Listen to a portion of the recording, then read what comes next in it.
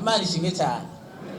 Dufise intumbero idasanzwe mu butumwa bwiza bwa Luka igice cya 6 umurongo wa 38 umurongo wa 38 agace B kavuga ngo kuko ingero mugeramwo ariyo muzosubirizwamwo namwe. Umurongo wose wa 38 uravuga ngo mutange namwe muzohabwa ingero nziza itsindagiye inyingishe isesekaye niyo bazobaha muco muteze kuko ingero mugeramwo ariyo muzosubirizwamwo namwe. Imana ishimwe cyane. Aya majambo n'amajambo adasanzwe kandi asobanura ko uko dukora biha akaryo Imana yo kubiduhindukiza ko natwe. Uko dukora bica biha akaryo Imana yo kubiduhindukiza ko natwe. Turagerageza kubiraba mu nyigisho nyinshi. Umwami Yesu yakunda gukoresha ibintu biboneka bitahugwa na bose, ariko kandi yabatumbereye kwigisha ibindi bintu bitaboneka. Muri icyo gihe ayo majambo tuyashize mu gihe cyayo, umuntu ataba afise nk'akarorero ingano zo gusya canke zo gutera, yacaja ku mubanyi wiwe kuzigurana. Ageze ku mubanyi rero hariho ingero mesure, hariho ingero bakoresha mu gupima izo ntete z'ingano. Iyo ngero rero yuzuye basutsemwo ikuzura, baraheza bagatsindagira. Baheje gutsindagira bakanyingisha kugira ngo haboneke haja izindi ntete, bagaca bongera bagasukamwo ugeraho dusesekarira hasi. Wa muntu agaca atega icyo yazanye bakamushiriramwo agaca yigira mwiyera, ni kuvuga yejeje aje kuriha. Ya ngero nyene bakoresha mu kumugurana niyo baca basubira gukoresha baca bazana kugira ngo ashiremwo yongera pime kumwe vyagenda nyene asubize. Umwami Yesu rero yakoresheje icyo gikorwa cyari kimenyerewe kandi gitahurwa na bose, ngo yigishe ibindi bintu bikomeye bivuye muri iri jambo ngo kuko ingero mugeramwo ariyo muzosubirizwamwo namwe. Bisobanurwa ngo uko dukora biha akaryo Imana ko kubiduhindukiriza ko mu buryo busa nk'uko natwe twakoze. Aya ni majambo yerekana ivyo. Ndagomba nsome uyu murongo umwe hanyuma nce mvuga ibitari bike bituma dutahura no majambo uri mu Migani 19 umurongo w'17. Imigani 19 akarongo ka 17 haravuga ngo uwugirira akagongwe umugorwa abaguranye Uhoraho kandi kugira neza kwiwe azokumwishyura. Imana ishimwe cyane. Uyu munsi Imana igomba ko aya majambo ndayagira yanje uyagira yawe, kuko si ugihamana uri hano. Namambwira abantu ni urosa akaryo ko kuba imbere y'Imana, ako karyo nikakujane ugerageze gucakira ikintu wumva Imana igomba kukwigisha kandi ukigire icyawe. Imana rigomba ko aya majambo atwigisha gukora neza, kuvuga neza, kwifata neza mu mibereho yacu ya buri munsi, tukamenya uko dukora kugira ngo bice biha akaryo Imana nayo kudukorera ibihwanye n'ivyo twakoze. Imana ishimwe cyane. Tugomba kurabira hamwe aya majambo mu gusuzuma uko turiko turakora muri ubu buryo butatu. Turaraba mbega hagati yacu na bagenzi bacu bimeze gute, hagati yacu bwacu bimeze gute, hagati yacu n'Imana bimeze gute, hanyuma kandi turaza kuraba uko twifata nuko dukora mu buryo bwo gutorera inyishu ibibazo bihanze ubuzima bwa misi yose. Nobazani ninde mu buzima atarahura n'ikibazo, ataragira ingorane? Sinzi ko no murongo. Hari ahantu hamwe hari igishuri nigeze kuja kwigisha mu misenze, ariko ndigisha gwaruka mbaza ico kibazo, umuhungu umwe yakirite ngo je kuvamaho nta ngorane ndagira. Hanyuma ndamwegera ni koko nta ngorane uragira ngoya. Cyambwira abantu nabivuze sinabivugiye muri ako kanya, mugabo twasohotse nabwiye abantu ni muhoro rya muhungu yavuze ko atangorane nimwe aragira kuvabaho, afise ingorane zisumbiza abandi. Kuko igihe ufise ingorane ntuyibone, ufise ingorane ikomeye cyane. Umuti w'ingorane nukubona ko ufise ingorane. Umuti w'ikibazo wa mbere nukubona ko ufise ikibazo, bica biguha gutorera inyishu ico kibazo. Turaza rero kubiraba gato, hanyuma turaza gusozera turaba icyo dusabwa gukora kiza imbere y'ibindi. Hagati yacu bwacu bimeze gute? Kubw'umwanya hari amajambo narinda gusoma ariko ufise aho yandi kurandika. hari amajambo ari mu Baroma, ikete Paulo yandikiye Abaroma cyangwa Abaromani igice c'12 umurongo w'9 kugera 21, ngomba kuvuga bike cyane biri mu murongo w'9 n'uw'10. N'amajambo akomeye cyane yerekana uko ngo abakristo uko bakwiye kumera cyangwa abantu b'Imana muri rusange uko bahagarirwa kumera. Ndi kwijambo rivuga ngo ingero tugeramwo niyo natwe tuzogererwamwo. Ni kwijambo ry'Imana ryavuze. Byumvikana uko dukoze uko twifashe Imana ishobora kuhindukiza kuri twebwe uko nyene. Muri aya majambo turabona ko Paulo yabwiye Abaroma ati urukundo rwanyu goye kuba uruheyiheyi. Aho ni muri Bibiliya ya kera yanditse mu 1967, ariko muri Bibiliya y'ubu ya 2018 handitse ngo urukundo rwanyu goye kubamwo uburyarya. Ni jambo rikomeye cyane. Gukundana rero icyo duhamagariye. Ntushobora gukunda Imana utabanje gukunda mugenzi wawe ubona. Kuko ibwirizwa rikuru cyangwa ingabire iruta izindi n'urukundo. Kandi urukundo ruserukira mu bikorwa byinshi. Hari n'ibikorwa by'urukundo Imana izoraba mu guca imanza. Murabizi ko umunsi umwe tuzorenguka imbere y'Imana. Umwe wese atangira raporo y'ibyo yakoze. Umwe wese ahabwa ingero ihwanye n'ibyo azoba yarakoze. Uravye mu butumwa bwiza bwa Matayo igice cya 25 uhereye ku murongo 31 hari ijambo rivuga ngo gucira amahanga urubanza ngo hazozira ku bicu wazokoranya amahanga yose bamwe bashira iburyo abandi ibumoso babwira bari iburyo ati nimuze abo data yahezagiye kuva isi itararemwa muragubwami kubera iki nari nshonje murangaburira nari nyotewe mu mpiconywa nagenda gusa muranyambika nari ingenzi mu mindaro nari mwibohero muzakunda n'ibindi mbere ngo batangare babaze bati twakubonye ryari nawe ati ibyo wagiriye ujya mugenzi wawe nije wabigiriye Imana kimwe cyane nuko urukundo rushitsa ivyagezwe byose hadi Imana ruzokwigera uyibona igendagenda mugubanye mugenzi wawe mubone mw'Imana ubonye mugenzi wawe mukunde uko ushobora gukunda Imana utabanje gukunda uwo mugenzi wawe. Umumama umwe yamaze igihe atibaruka wafata ingingo yo kurondera Imana ngo yibaze guma je wampoye iki. Imana iramubwira iti witegure ejo nzokugendera ico kibazo tuzokivuganira muhira. Wa mama ngo aritegura arisuganya arakuburagira isuku mu masaha yine haza agahungu kambaye amavunja kagenda gutya tinda gusabye two kujya yafata inkona riruka yogi habe ugomba gucisha amavunja y'Imana habije arakirukanye saa sita haza agakecuru kagowe n'akabandi n'abadututu kare Imana ni hafi gusanga hano mu nzira ngabibura hica gakecuru karigira mu masaha 9 haza undi mumoro yagowe erega haje n'amagogo araruta asitse ati ntabazwa kugira rigomite yamukubita imigera ati reka Imana igomba ishike ugomba uyitangire nukigwe aragenda burije Imana yirindiriye yayibutse bwije ngo aja mu cumba ngo mahana ngo nabo bwawe ndurabeshe Imana iti burya agenda kugendeye gatatu kose muga niwigeze mbona kandi wagumye unyirukana zerekana ko atatukeneye kuri jewe kuko naje wanyirukanye ko kano karanyigishije cyane kuko nta n'umunsi n'umuzoni Imana igenda ny'Imana. Imana ni impwemu itaboneshwa n'aya maso y'umubiri muga Imana uyibonere muri mugenzi wawe Imana ishinge cyane. Ahari urukundo urwango rurahunga kandi uko ukunda mugenzi wawe niko nawe ukundwa n'Imana bica bikugarukako. Ahari urukundo nta shari. Ndakunda kuvugira ijambo ko ishari gisha abantu kandi ngera umuntu ageramo niyo acageregwa. Ishari womenga nakajambo gato ariko abantu b'abanyeshari n'abantu batanezerega umugisha wundi muntu Imana iguhezagiye bagwaye ingwara yitwa jewe. Imana iguhezagiye agaca mu kwereka atari jewe akubanye wambaye agakositime nk'agakiwanje kujewe yaje kwereka atari jewe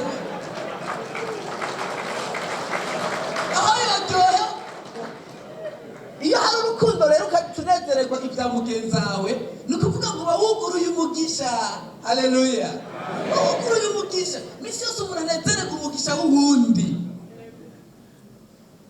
Abantu babwire ko isharu uzoripimire hehe urazoshigwa hejuru urazogira ubutunzi uzomenya abanyeshari n'abatari abanyeshari. Niko bimeze niko bimeze. Si bose bakoma amashi y'Imana iguhezagiye, ariko niko byari bikwiye ko niko ijambo ry'Imana ridutegeka. Niyo mpamvu abantu benshi bawusha umugisha bakazosubirizwa muco bateze ingero mbi cyane, ibintu bibi cyane bihwanye nuko bameze. Mwene se Imana ikamuhezagira uguti ifate nk'ahari wowe nyene uzobuguruye iwawe. Haleluya. Mbere nagize agakino ariko ndigisha ibyo kwaruka abahungu n'abakobwa, none kabakobwa 10 ngo ndabereka ingene ishari ari ribirizi birumugisha. Ndabaza abakobwa babiri, mbega mugenzi wawe yoro mufiyanso uraza kuryoherwa? Ngo biragoye. Mugo warukwiye kuryoherwa kuko musa n'abatonze ku murongo. Rero nimero ya mbere ni ya kabiri ya gatatu ya kane. Umwe wa mbere nako yararonse uvuze ngo tundonganura muzibya cagumaho agutangire nawe ntabuja. Mugo wavuga uti yo Imana ishimwe rengana natwe turi inyuma gacavaho ucushikirwa nawe. Haleluya. Uko niko byari bikwiye kumera. Ariko abantu benshi ntibabizi. Abantu benshi yaba bari bazi urukundo mugane wo muri bibiri araho ijuru ryari hafi. Icyo ni cyambere gukundana. Dukuramo hariya mu Baroma. Icya kabiri, shira imbere mugenzi wawe. Ngo kuvyicubahira umuntu wese ashira imbere mugenzi we. Iki kiragoye. Kwicisha bugufi. Kugeza aho ubona ko mugenzi wawe n'uruta akuruta. Mumbi cyo kintu cyoroshye. Ariko kiraryoshe cyane. Kandi Imana idusaba kuvyicubahiro ngo umuntu wese ashira imbere mugenzi we. Birimo umugisha cyane. Muga benshi birabagora. Aha ngeza nkunda kugira abantu ntuzokengera umuntu numwe kuko niwo ubona umwana mutoya umwubaye ko ejo ntuzi icyo azovamwo, ntuzi icyo azovamwo. Ngoma ndabakarorero gafadika mu 1977 hari umutama nahora nkunda cyane rero kwitaba Imana, yari umupastori yitwa Banjyabanze Andre yabimweya. Icyo gihe rero umudirecteur kuri kwishure ryo ku Muyebe Imwaro niwe tubwiye inkuru yanyigije cyane n'undi acyayumvirako. Icyo gihe ntiyari umudirecteur ariko yarigisha. Umuyobozi w'icyo gihe hari umuhungu ngo yafashe n'abaramwirukana yiga mu wa 5 aguma kubita ku mvunje yaragwaye. Umuhungu kuko umuntu agwaye imvunje mu gisuku mukubita. Uyu mwigisha ingena zikura. Mugabo yaguma kubitaho nagurora mu by'umutima kugira ahebe ishuri.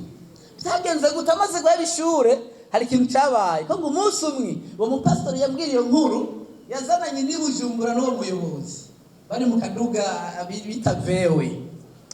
Barengutse ahantu binjiye mu gisagara ngo abone umupolisi arabahagaritse. Acabwira wa mwigisha ati wewe vamwo. Wa muyobozi nawe acaguba mu modoka wa mupolisi arurira ati ngo tugende tamujyana mu gasho. Haci iminsi 3 aja kumuraba ati jana gupfunza uranzi. Atoya urati naguhoye oya uribuka inyuma y'imyaka 4 iheze agahungu ho ruhondagura imvunja ku Muyebe ni jewe. Sinagupfunze ngo nuko wakosheje mugana goma ndakwigishe ko ukuye n'ubona ari mutoya cyane akengeretse kumuba utazi ejo hiwe ni witahira.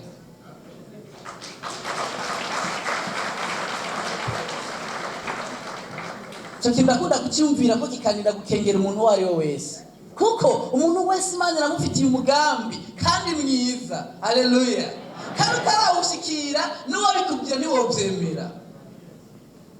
Wari kumbwira nki mu myaka 20 iheze undakwije imyaka 46 ati umunsi mutuhagara kugira ubutumwa abantu nk'aba ntavyo nari kwemera navuga nereka kunwengasha.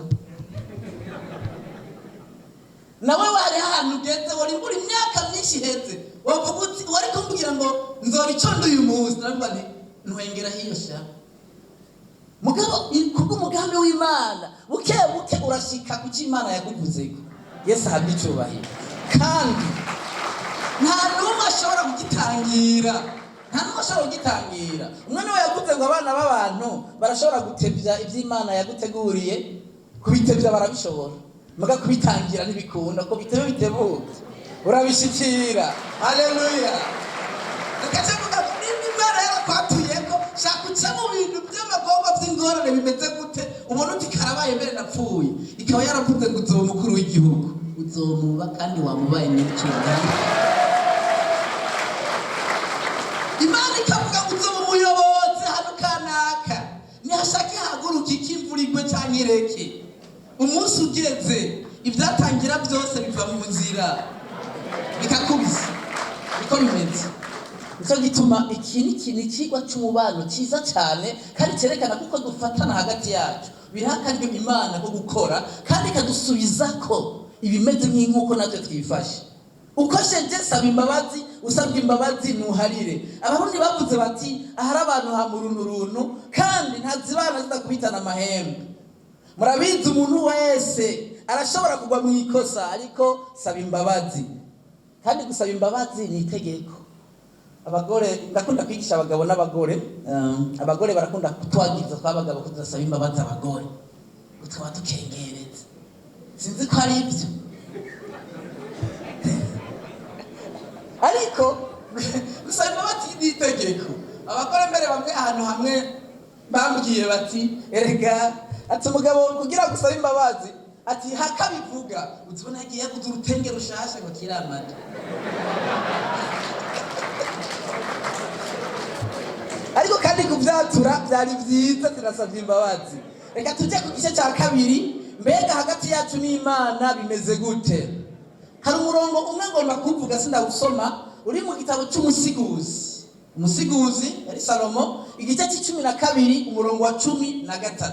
Uwo murongo uravuga ngo byose byarumviswe, indunduro yabyo cyangwa isodero yabyo ni iyi: wubaha Imana, witondera ibyagezwe nayo, kuko icyo aricyo gikwiye umuntu wese.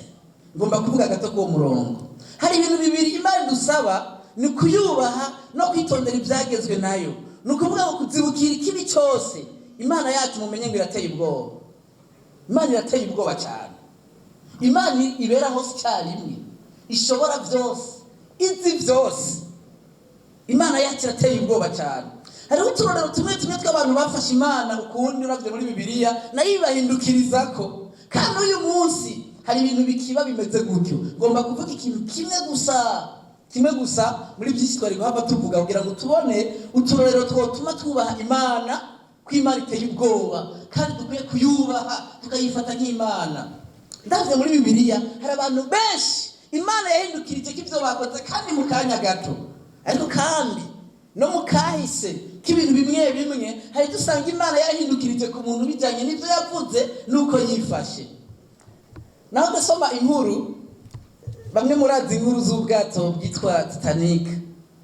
Uwabukoze mu 1912 buca butangura urugendo rwo bwato.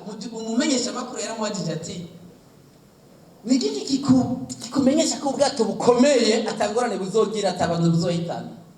Batamwishura n'ibijya gahemo. Ahubwo ubukomezi bwa buno bwato ndabwizeye cyane ku buryo n'Imana itobuhenura.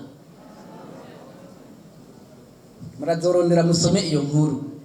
Byagenze gute? Itariki 10 z'ukwezi kwa 4 mu 1912 ubwato bufata urugendo. Nyuma y'iminsi ine bwagize ingorane ikomeye ko bwahitanye ubuzima bw'abantu barenga gato 1500. Ko bwari ubwato bunini. Abantu batabaribuka rya jambo yavuga Imana irateye ubwoba.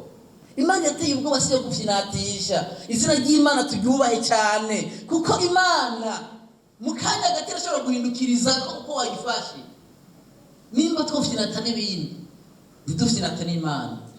Nari maze imyaka 13 mu gihe dufise umwanya wagije nigisha ku ishuri ryisumbuye y'ijambo ry'Imana ry'imwe ya gito iteme.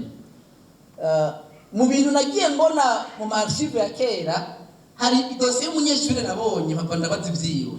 Kona diplome yiwe ni ikiri kandi yarangije mu 1978. Byagenze gute? Yari umunyeshuri w'umunyarwanda. Tangira n'Imana sanga ari mutama kiriho biganye. Uwo munyeshuri yari uwa mbere, yari umunyabwenge cyane ariko akagwanya ivy'Imana cyane. Hageze igihe rero bahejeje bari muri chômage barindiriye yuko za ama diplome, batabwira abanyeshuri ngo jewe noshima ko Imana ibaho. Gwinyine diplome. Iyo ni nkuru yabaye imweya. Noshima ko Imana ibaho inyine diplome. Abanyeshuri bose barabyumva baritwengera. Hasigaye iminsi 2 ngo baronka ama diplome batahe. Bamufashe avuye muri bibliothèque y'ivye dictionnaire. Yavuga ati wewe wiga mu ishuri ry'ijambo ry'Imana urashobora kwiba. Yaciye ataha none umunsi ngira ntaragaruka. na diplome yarayibuze. Imana ikiramwereka ko bikunda. Imana irateye ubwoba kweli. Imana irateye ubwoba kuko uyifashe niko nayigufata bica biyereka ryo gukora. Nico gituma dukwiye kuba maso cyane iby'Imana tukabyitondera. Imana dufashe cyane. Niko nabandanya ngo duhave tujya gusozera. Ubwa gatatu hariho uburyo dutorera inyishu ibibazo by'ubuzima. Kandi navuze ngo ubuzima buhanzwe n'ibibazo byinshi. Aha turemeranya by'ukuri ubuzima buhanzwe n'ibibazo. Uwo ari we wese arafite ibibazo ko tugira mu isi. Ariko kandi haruhande y'ikibazo mwe yavuze ngo hamenyishu. Haleluya. Haruhande y'ikibazo hamenyishu. Hari ibibazo bitanu bikomeye ngomba kuvuga ko muri make bihanze ubuzima. Hanyuma cyo wiyumvira uti none je imbere ya kino kibazo ndacifata nko gute kugira ngo bihe uburyo Imana bwo gukora cyangwa kunkoresha. Hari ibibazo bitanu bikomeye bihanze ubuzima. Ikibazo cya mbere kivuga ngo ndinde. Bazo mubyumvirize neza. Ndinde. Ikibazo cya kabiri kiravuga ngo navuye he. Ikibazo cya gatatu kiravuga ngo kukindiho. Ikibazo cya kane kiravuga ngo mfite ubushobozi ubuhe. Ikibazo cya gatanu kiravuga ngo niko njaye. Ibi muntu bivuga ko bitega mvuge duke cyane ku kibazo kimwe kimwe. Ndinde. Wewe wibakitse mbega ndinde. Urinde ndinde. Iki ni kibazo gishimikiye gukaranga kawe. Kivuga ngo mbega hejuru yuko uzwi izina Petero Yohani urinde. Ni kibazo gikomeye cyane. Kugira Imana ikorane nawe irafise uko igomba ko umera. Kuvuga ko Imana ari imwe bisobanura ko idahindagurika mu karanga kayo.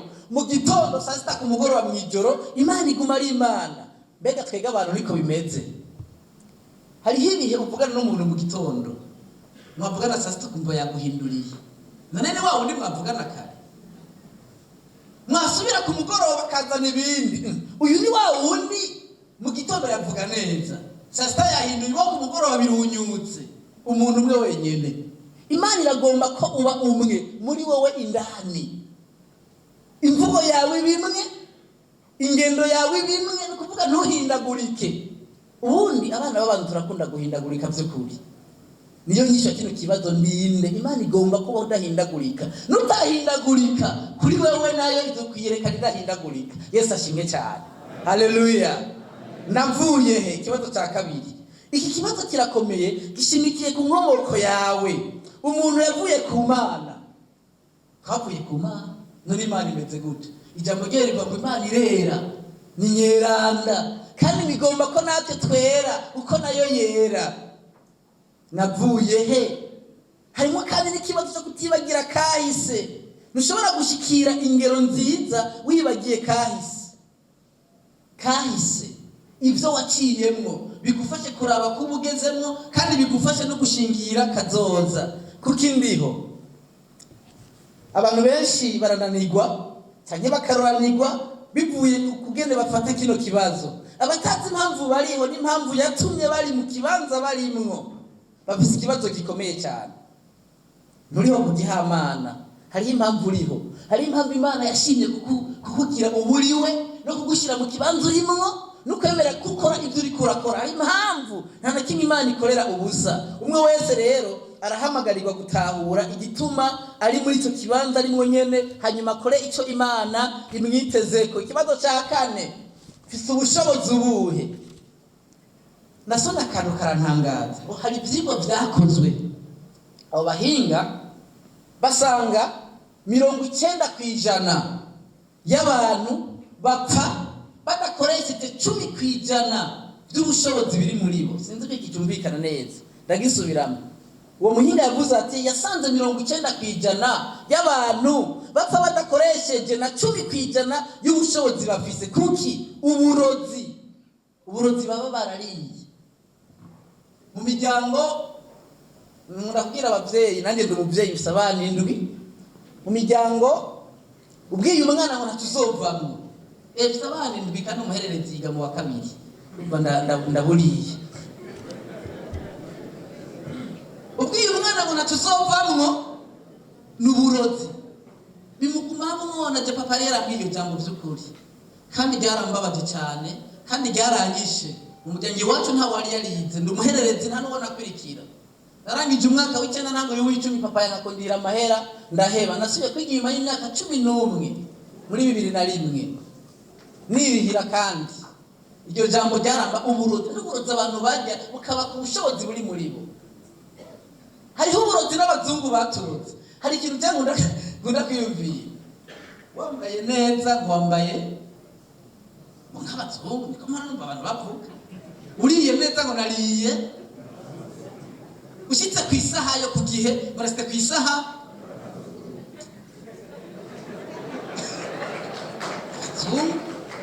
urumva rero muri twe gutumega nta cyiza kiri muri twebwe, nta nicyo dushoboye, byose ni iby'abazungu. Siko biri, nubwo ko ibyo bica bikuja mu Rwanda, nicyo gituma hari abazungu twe tumaze igihe turiko turakorana imweya, ubu barashaje, haca amezi abiri batashe iwabo, barankunda kuko twahanye sango Jesse nisa, bakambwira ngo bagaca bakunda kumbwira ngo you are on American time. Urumva bariko banyereka gushita ku isaha y'abanyamerika, toya je nasite ku isaha yiwanje nyene kuko ndubahiriza umwanya. Sanga rero twarishizemo ko ibintu byose byiza ni iby'abazungu, none ubwo suburozi kandi bwo kudahwa, none batakwishiramo ngo nakane washoboye kuruta jewe, numva ko bamaze kwiyaka ubushobozi. Hariho rimwe na rimwe rero ibintu bidukurikirana bitwaka ubushobozi, kandi ngomba ndababwire ngo ubwo burozi dukwiye kubudahwa kuko nta n'umwe adafite icyo ashoboye, umwe wese ari mu bushobozi bwinshi ariko burafutse. Ni ngombwa ngo duvukure igifutse ubwo bushobozi. Ikibazo cya nyuma niko ndajahe, ni ikibazo cerekeye iherezo ryawe. Murazi ubugingo bwacu ni bugufi, yemwe umuntu naho yoba nde nta n'umwe yohakana ko atazopfa. Mugabo ikintu nyamukuru ni ukwitegurira ubuzima bw'inyuma y'ubu turimo uyu munsi. Ndiko ndajahe, ingorane rero dufise abantu turiho benshi batagira intumbero, kandi iyo umuntu atagira intumbero ntabwo niyaja. Ngo ndababwire ngo kugira intumbero mu buzima ari ikintu gikomeye. Nasanze abantu benshi batakaza gushika iyo baje katantumbero. Nkunda kubwira abantu ni uriko uratambuka utazi iyo ugiye, aho ushitse hose ubushitse, none ubushitse uriko uratera ikintu utazi icyo ugomba kugema, icyo ugemye cyose ubugemye kuko nta hangiro riri imbere yawe. Musi barako nigisha abanyeshuri ubutetsi, hanyuma mbaza umukobwa umwe yiga mu 9, nimwambwiye ko mutumbere kuzoronka diplome. Ego urumva nyene ko itumbere yego nihoza umuhungu, yari umukobwa yiga mu 9, ndavyibuka hari muri 2012, hoza umuhungu atunze n'imiduga, nibakubwiye ati okay hagarika kwiga cyaha ndaguha imodoka utundi ndafise ndakubera umugabo wo kwifata gute. Aho nawe muhagurukije mu bandi kandi ubwire neza uko byumva ingene wo kwishura. Ni yantebeje agihagaza ati no muhira sinocayo kama waje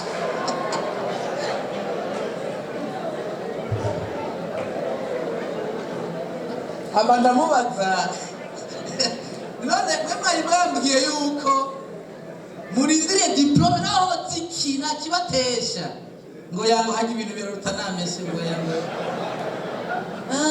sanga rero abantu ntibashobora gushikiyo batari mena nuko nta numbero bafise ngubuguti ndihayihangiro naho ziki ndarangurura naho ziki nangira gute ndabandanya.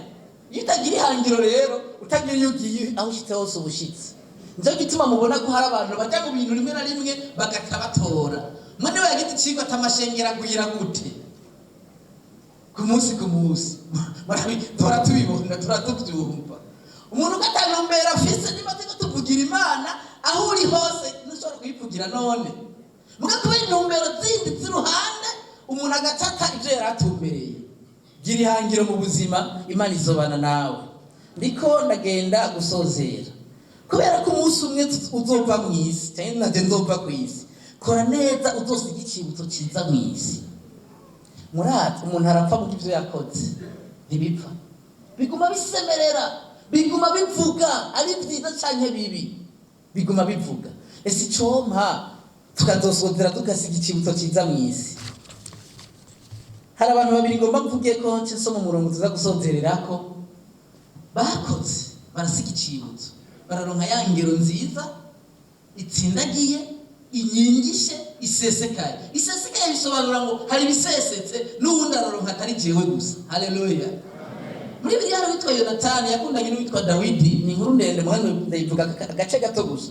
Hanyuma Yonatani yamaburira Dawidi ko se Sawuli agomba kumwica, bituma bakundana cyane. Haragera igihe rero Yonatani na se Sawuli barapfa. Bamaze gupfa hagera igihe Dawidi avuga ati yemwe nta masigariro yo mu muryango wa Sawuli yoba kihari ngo ndamugire neza ku bwa Yonatani yibuka urukundo bakundanye.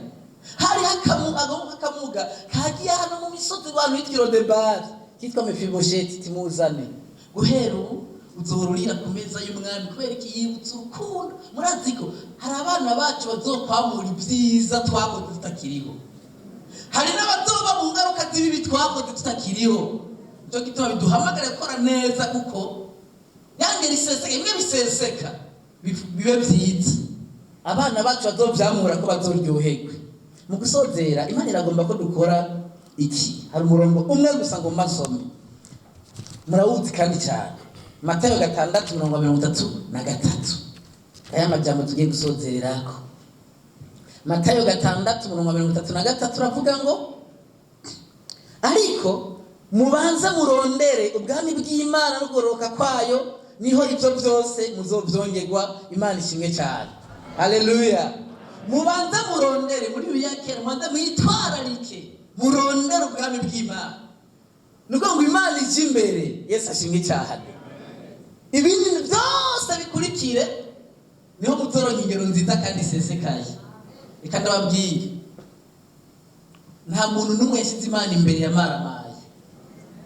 Yindi imbere ibindi bigakurikira, none ikangirwa n'iki? Ingorane uyigiye imbere ikaja inyuma ntibikunda, muguyiretse ikaja imbere. Reka sotere ku tuntu tubiri ngo mvuge ngo majambo yose navuze yerekana ko Imana ishobora kuduhindukiriza k'ibyo twakoze. Naho kwibagira bimwe ugume wibuka uyu murongo, hanyuma wibuke iki ngiye kukubwira nkoresheje ikiganza canje, intoke zitanu. Mu nkundire ngumwigisha mu mbere abanyeshuri murabe ikiganza n'intoke zitanu. Musi umwe Imana yanyigishije kuri zino ntoke, kandi ndumva ari icyigisho ntashobora kwibagira. Urutoki rwa mbere urukumu ndarurabishije gutya rugaca rusobanurira ngo Imana imbere. Haleluya. Bisobanura ngo niwashira Imana imbere hari urundi rukurikira rurambitse, cyangwa kwigishwa ko ndarugereranya n'ibikorwa. Imana imaze kuja imbere kora ibikorwa. Haleluya. Bica vyemera bakora ibikorwa ku murango no mwijoro ushakurare ko mu Imana yabanje imbere. Umaze gukora ibikorwa rero hari urutoki rusumba izindi rukurikira. Ako rusumba izindi Imana ikigushira hejuru. Haleluya. Ngoma umwe niwe akunda kuvuga ati nimwabona umuntu atunze inyuma yaho hishije icuya cyinshi yarakoze, hanyuma araronka. Umaze kugera rero aha rero haragoye, acata rya jambo ryiki ntiwishire hejuru nkaho umenga niwe wavyihaye. Urutoki rundi rukurikira ca rutangura kuja munsi, wibuke kwicisha bugufi. Imana imbere kora ibikorwa ikigushira hejuru, ariko kandi wibuke kwicisha. Harasigaye gatoki kamwe rero munsi gose mutikavuga iki? Ni bya bindi wa mukecuru yarota ngo ibyo yumva ndota amadolari. Imana imbere wakoze ibikorwa iragushize hejuru, wibuke kwicisha bugufi, ariko kandi mu byo witwararika wamuvuga uti umunsi umwe nzopfa. Sivyo none ahari kinyoma kirimo na jahanzopfa. Mbere sinzi ko shi nzopfa kwe. Mubona ko mfise inyenyi iyi nayo nahorana rero isanganya nagize muri 2010. Nari mvuye mu Kirundo turyohewe sezeranye n'abakozi Imana twari kumwe, bari mu sengere asinzi ko shika, kandi natse kutarenga Ingozi ko nagize isanganya. Nari ku moto kandi nanje natwari moto cyane, naguye ndiko ngera ho kwijana na 10. Ba imodoka zibiri zimuriyeko bikurikirana bibwiwe n'uwo twari kumwe. Naraje kudashika. Imana imbere kora ibikorwa igushire hejuru wishishe bugufi, ariko kandi wibuke ku munsi umwe. Bica bituma wiyumvira kuri kazoza niyo uzoja n'ivyo Imana izogukorera umunsi mwahuye. Ngomba rero kandi nimyibagire ibi byose turiko turavugana ko ni ibyanje ni ibyawe. munkundire mu gusozera mu minota 2 ndababwire kano kagani ucuga umukibuka bikurinde kwibagira. Inyoni imwe yari kirona uburo mugabirwa mu mutego. Nyene gutega araza tishani we wamariye uburo, aragafata kakanyoni kari gatoya arakaraba agomba kice ngo azayumva karaputse, kajugumira ati ndagusavye ndabona ko ndi mu minwe yawe ngira ugushaka mugabo unyice ndaguhaye impanuro 3 tivuga numve. Kari mu minwe. Impanuro ya mbere, uze wame wirinda ntudusembereze cyane ntudushire ivyumviro by'ubupfu mu mutima wawe. Tivuga ya kabiri ningoga. Ya kabiri, uze wame wirinde guhahira ibyo utari bushikire. Impanuro ya gatatu tivuga ningoga nyarutsa, uze wame wirinda ntuze wicuze ku cyizoba warakoze. Tinizo turahejeje arakaraba titemba ndakishe mugabo kampanuye neza reka ndakarekure, arakarekura karadumba kageze ku gitejura ati tewa mugabo uri kijuju aturazi nubwo mbona ukenye atahayumfa tukambaga ati muri je warinza habo zo gutunganye n'umuryango. Bavuga bati subiramo, kari hejuru mu giti atangura kurira, subiramo arurira nako kaduga kavuga kugera aho mugabo ashika ku bushorishori hejuru, ibiro bica biba byinshi, igiti kishakira kunika yikubita hasi. Akuye kakanyoni kacakaza impande yo tigabo ndabantu nimwumva n'ukuri. Ufisa amatwi ntiwumve. None umunyere no tuvuganye hano muroto heze. Ndakubwiye ngo kamusehoza abantu. Ntuze wigera usembereza ivyumviro by'ubupfu mu mutima. Ati none kwiyumvira ko agiye gukungana uwo nkura w'inzahabu zigutunga ibyo si ivyumviro by'ubupfu. Impanuro ya kabiri ndakubwiye nti ntuze ugerageze guhahira ibyo utari bushikire. Je mfise amababa ndaguruka nawe nibikunda wari kurankurikira hejuru wagomba uje. Impanuro ya gatatu, wa mugabo sinenda kubwiye nti ntuze wicuze ku cyiza wakoze warumoreye icyiza warundekuye none ubu nyene kunyica byari bigarutse. Abantu niko mwabaye ati gacakara wa mugabo acarapfa gacaka karigira. Shatse kuvuga iki ndasozereye ariko kandi shatse kuvuga iki niwibagira ibyo wumvise bigume ku mutima hanyuma Imana igufashe kugira ngo uvyitondere kandi bizogutunga niwashira Imana imbere nkuko twayishyize imbere. Haleluya. Ibindi byose bizoguma byemera Imana yo mwijuru ibamera umugisha mwisi. Fata umwanya usenga Imana. Mana nziza turi imbere yawe muri kano kanya, turagushima kuri Imana ivuga kandi imvugo yawe iratahurika. Navuze nk'umwana w'umuntu ariko ndasabye ngo mwe mu wawe yera aya majambo yashyize mu mitima yacu twese nanje ndimwo kugira ngo turushirize kwiga ingene dukwiye kugushira imbere cyane, hanyuma ingero tugezemwo nawe ugatuhindukirira ukayitugereramwo kandi bikagenda neza tukanezerwa. Hezagira twese twumvisa no majambo uyashyize mu mitima yacu kandi ushoboze kuyashyira mu ngiro mu buzima bwacu bwa misi yose. Ndabisabye mu izina rya Data n'Umwana n'Umwuka Wera. Amen. Amashimwe cyane.